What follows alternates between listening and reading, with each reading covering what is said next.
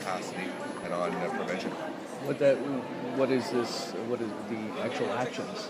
Well, I mean, I think if you look at, we've been very supportive of the international court process. We've been tremendously providing financial support to, send in capacity to investigate and be able to help prosecutors successfully and effectively prosecute these cases in recent conflicts. And I think we're coming together.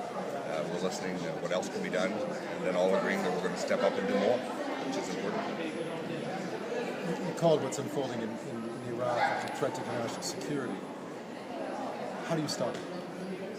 Listen, I mean, I don't think any of us are under the illusion that there would be one final battle against international terrorism.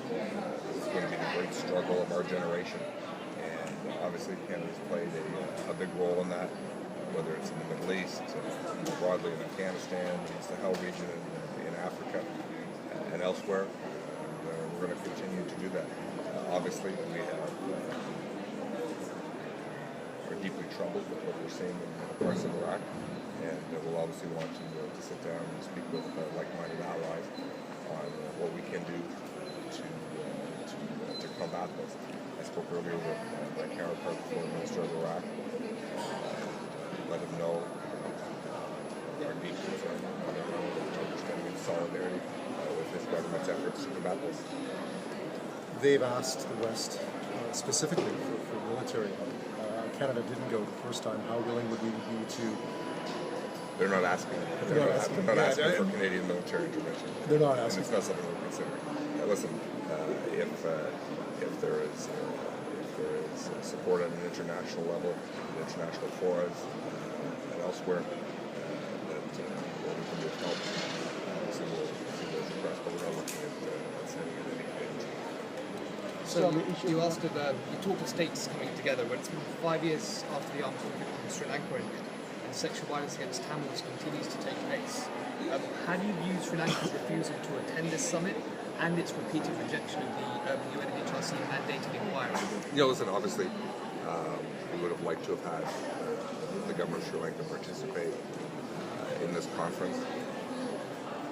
We have three big concerns in what's going on in Sri Lanka. One, the lack of accountability for war crimes. Two, the lack of meaningful reconciliation with its ethnic minority. And three, the ongoing trend of authoritarian politics.